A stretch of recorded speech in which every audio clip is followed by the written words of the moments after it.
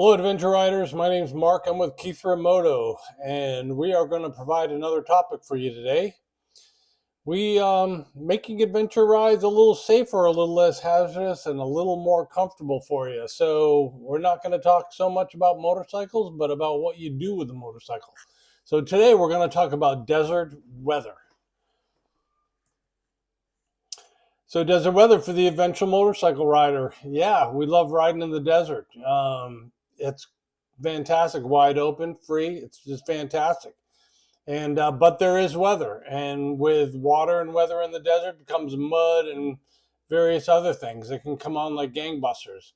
Some of the worst storms I've ever been in, and I've been in hurricanes before, have been in the high desert. So you got to be careful for it. You got to be aware of it. You got to have a plan if you encounter it, and just be aware that if you see dark clouds coming and you think you're going to run into them or whatever, be prepared for wind, wet, cold, all sorts of stuff.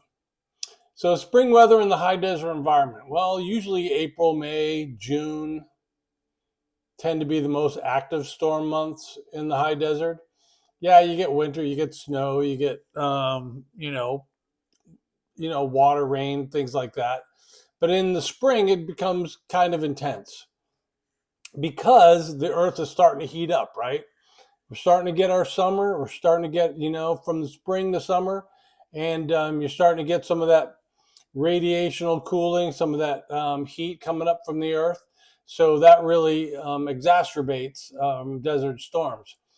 So as the sun continues its journey northward, it warms the earth along with moisture in the air and creates conditions for desert storms.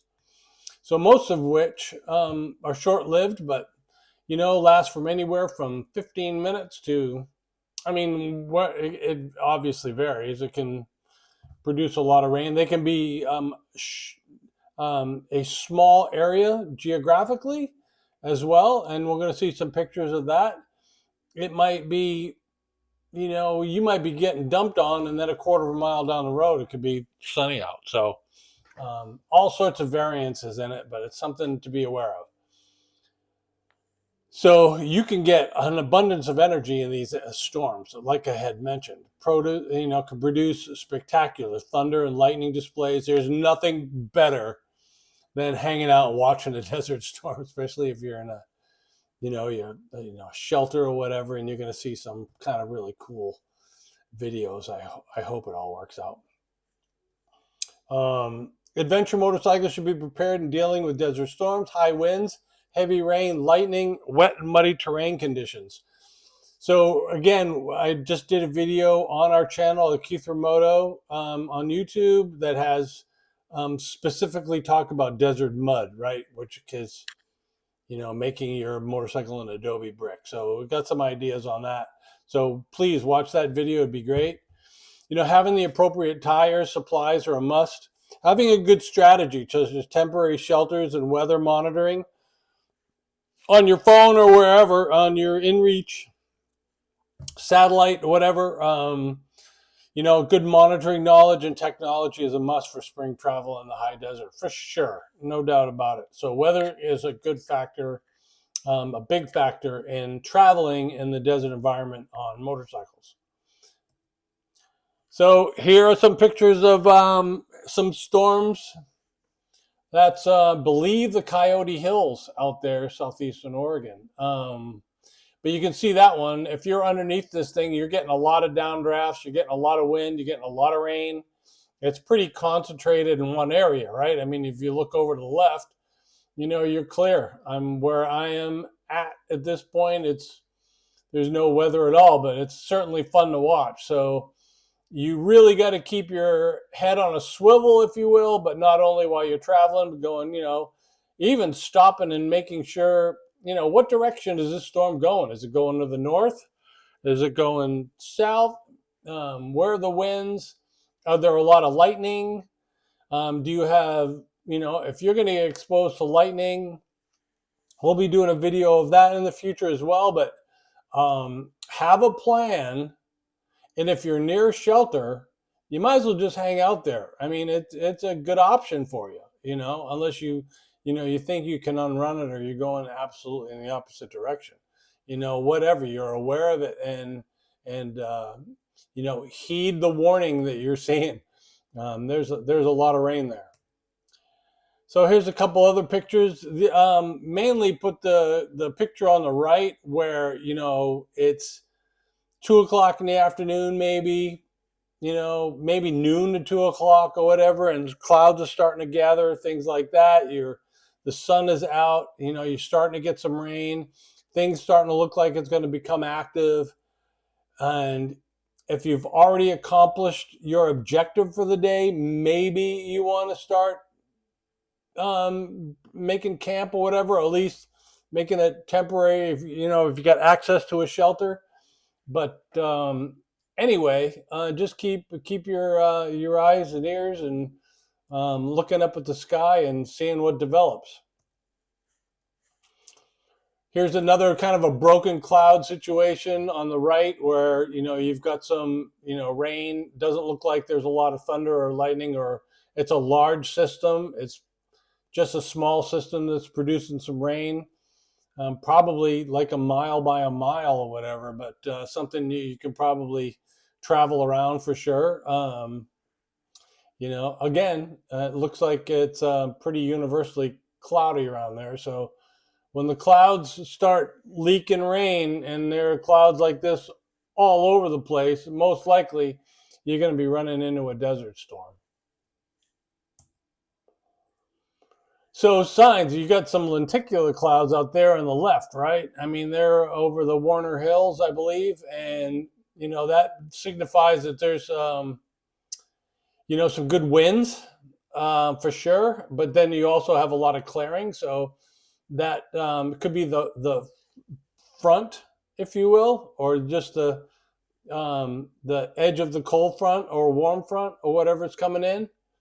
And on the right, obviously, that's more of a universal type of storm. You're about to travel right underneath it, so you can expect what? I mean, obviously rain, right? But you can expect maybe some thunder, some lightning, and certainly some winds.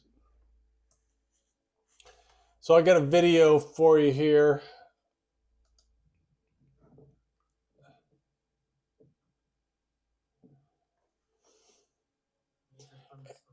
Yeah, so I'm recording it, right? But if you're looking, I'm looking for lightning, right? I mean, so you're looking for any lightning strikes and things like that. I'm not really sure what part of the year this was from. It's always in the spring, but it's far enough away from me, probably 5 miles or whatever, that not a big deal. I think I watched this particular storm for an hour or two at least. I mean, it was around for sure. So, but the great part about the desert is you can see the weather, right? I mean, that's really awesome. So if I was heading south, this would not be a factor, this particular storm, right?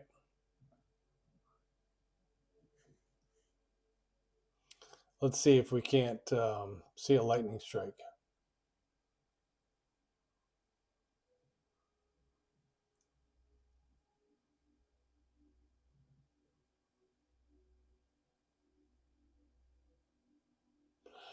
I'm fascinated by desert weather, man. I think it's just fantastic. Anyways, so here's that same storm, but just a picture of it, right? Just fantastic. So here's a video. I really want you guys to hang in there and watch this, because I want you to kind of see how fast and how windy these desert storms can get. Let me get back to it. All right, here we go.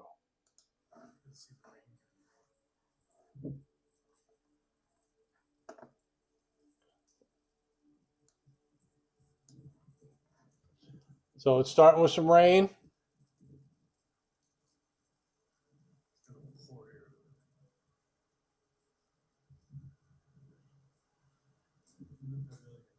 I know a lot of you guys that did the Oregon BDR. There's some lightning out there.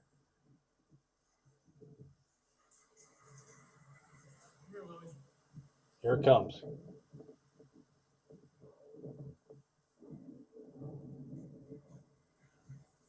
calling my dog. This is what you can expect. Just windy. Sideways rain.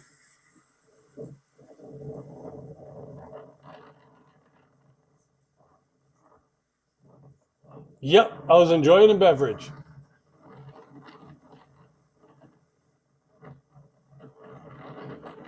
It's one of those things where, if you can hunker down, hunker down.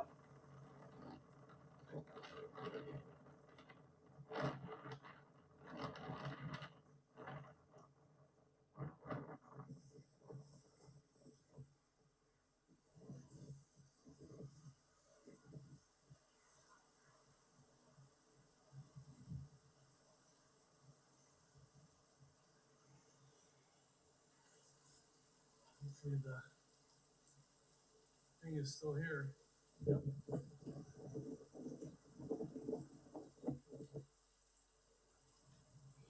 And I think probably 15 minutes later, the sun was out. So how cool is that?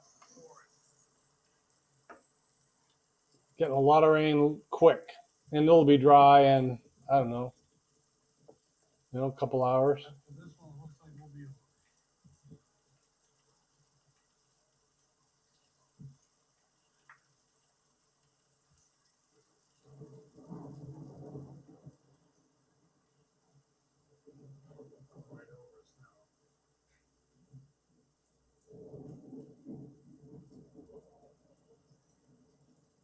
Blue sky over there. Oh, there we go. That was a bolt of lightning, right? So that's the other reason. Lightning's a whole other thing, right? If you can seek shelter, if you can get to a shelter and not be the highest point around, lightning can go travel a long ways horizontally, okay? So up to 10 miles. So just be cognizant. Be careful with lightning. And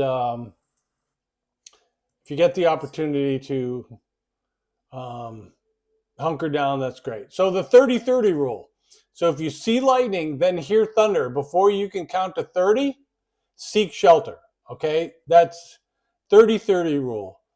And it makes complete sense. And I know, a lot of you guys, and with, we're riding motorcycles, we're in a group, whatever, and you're in a situation like this, just be safe, okay? Be cognizant and be safe, and don't take any unnecessary chances. If you get the opportunity to shelter under, the awning of a building or inside a shelter somewhere, there's places all over the place in the desert for sure.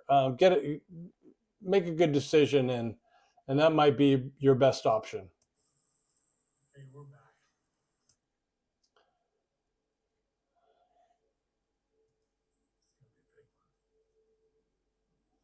I think I was after lightning here.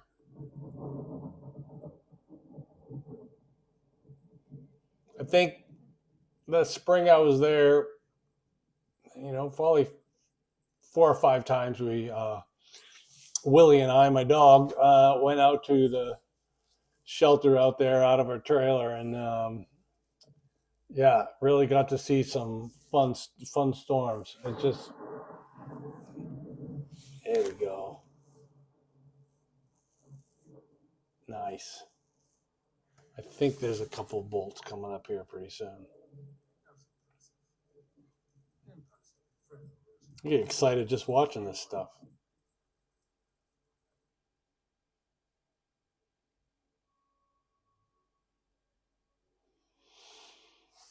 You guys are getting the gist of it. I could watch this stuff all day. So anyways, recognize and prepare, right? Recognize and prepare and have a plan. If your plan is to power through it. I mean, but just know that sometimes they can come on pretty strong. So we talked about this before in another video, but have a temporary shelter strategy for desert weather, right? So if you got time and, and a break is good, if you're in a group, carry one of these canopy tops, right? I mean, you can order them. I got this one off of Amazon for like $30, and it, I have a breakdown camp pole that I put with it. That's it, and hook it up to a couple motorcycles. You can even, stake down one end if you only got one motorcycle, but hang out underneath it. At least you'll keep yourself dry a little bit. And but be careful, obviously. If you're in a high lightning situation, probably a metal pole is not the best thing to have around. So use your own judgment. You might not need it. Just get your rain gear on and ride it out. Solar riders, sun umbrella works just as good in the rain, right? So that's a super good option for you. So the most important is really, like, if you're with a group, and have a daily briefing, discuss possible, potential weather outlooks for the day. Have a plan for if the storm, we're gonna gather here at this location. If storms start to pop up in the afternoon or whatever, discover a rendezvous plan, right? Try not to get so spread out that you're not able to get a hold of your other team members and stuff. Personally, I think the buddy system works really good, but it is what it is. Check the weather outlook on your inReach, on your phone, radio. There's 1,000 different ways of getting weather for sure. Especially, we're talking about desert storms here, but wildfire too, wildfire potential and stuff like that. So, there's options for you to hear what the fire weather report is going to be for the day as well.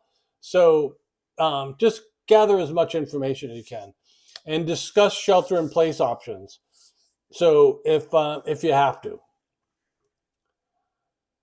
Again, another picture for your lightning.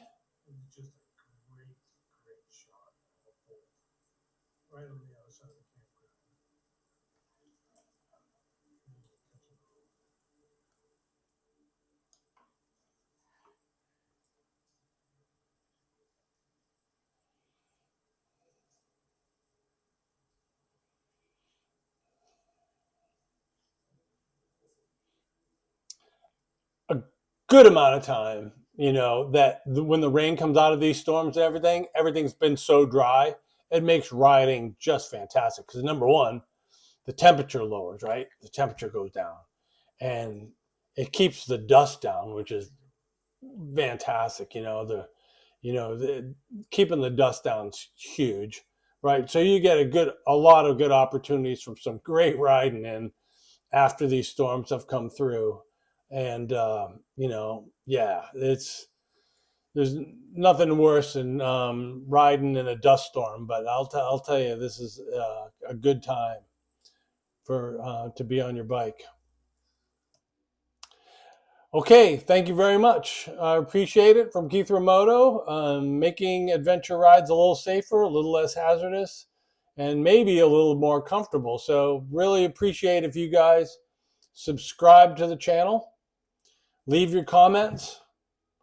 And I'm just starting this whole process, so I'm figuring things out, figuring the best way of getting some information to you guys, but I'm going to power through it. I've got hundreds of different topics, and I really appreciate your time and watching, enjoying Desert Storms with me. All right. Anyway, you guys, take care.